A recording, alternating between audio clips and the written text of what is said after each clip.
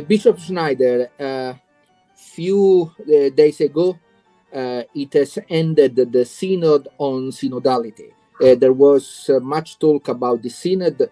What is your take now? Yes, it was a huge amount of time, of money, of words for almost no results, for creating more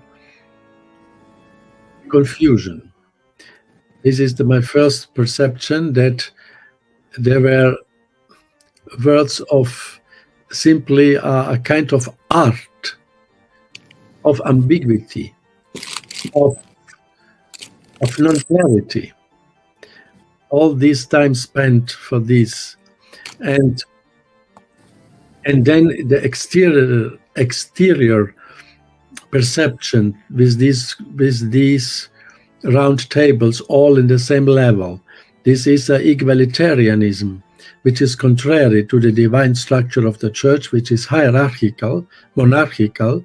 It is given by God, by Christ, and not a egalitarian, a kind of worldly democratic structure, which this synod, which this exterior image gave this message to all. But Your Excellency, when you say these kind of things, people say that you are too negative about everything happening today in the church. So how you respond to this kind of criticism? It is not what does mean negative? This is only a category which has no much content. It is an emotional category. When you are seeing, let us say, in a danger, you are in a ship, and then you are seeing there are some dangers. We have to repair this, because otherwise, when we will continue, we can have shipwreck, or another accident. And when you are seeing these evident signs, and you are continuously saying, people, please pay attention on this, this is not negative. This is basically positive, because you are warning the community of evident harmful consequences for the entire body. Or another example, when a person has some symptoms of a disease, a concrete disease, and a good physician, a doctor, he can observe from the outside, from the skin, from your behavior and so on, and says to you, please, this is the symptom, you have not to eat this, otherwise your sickness will progress. You have not to do this, you have not to, and so prescribes him and continuously appealing him. Then he can also be a very negative, why the doctor is always saying negative things. But the doctor says because he is responsible and he wants the good for this person. When he, of course, it is not pleasant when he's saying you have to stop to eat these things, you have to stop to drink these, and so on. And in a similar way, as a bishop, I am observing these evident phenomenons of undermining the divine structure of the church as the synodal process. Synod was the method of the synod, and the content to simply promote global ambiguity.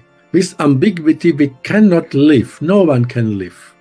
Even in why we cannot live in our temporal, secular, and physical life with ambiguity. With ambiguity, it is the mortal enemy for any medicine. In medicine must be clear, nothing ambiguity. But we have our soul. This is now the question of the eternal life, not of the temporal life. And for the eternal life, we have to be more careful, more vigilant, and therefore to admonish the people, of course, with arguments. I try to do this with respectful tone, also towards the Pope, towards others, but we have to do this. But Your Excellency, very briefly, what you expect for the Synod in 2024? Yes, as it was in the case of the double Synod sessions in 2014-15 on the family, it is so that probably it will repeat this method or more, even more cunning, because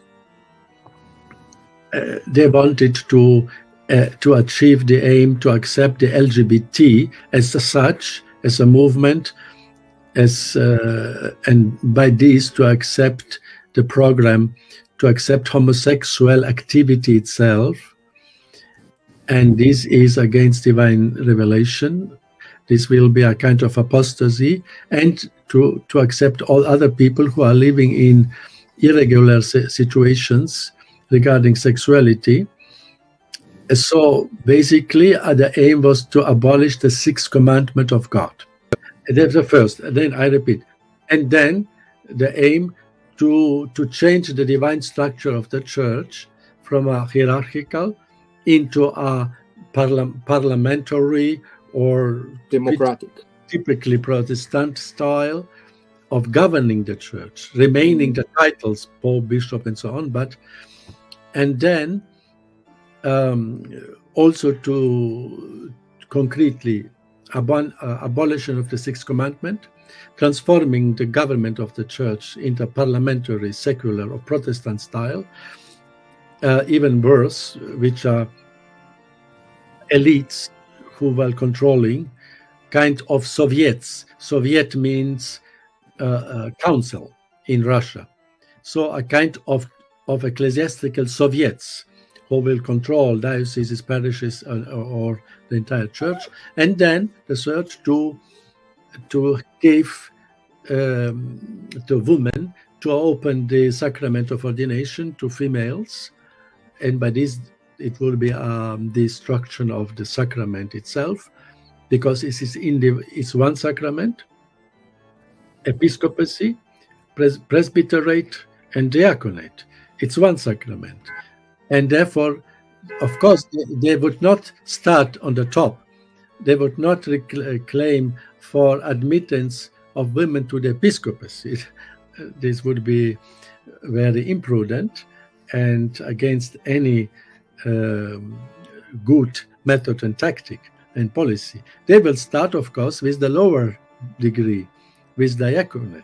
And so this is the aim, to introduce female diaconate, abolish the not abolish, but to say that it is facultative, optional, yeah, optional, and then the democratic worldly style of governance in the church, and basically abolishing the sixth commandment, and adopting the world totalitarian gender ideology.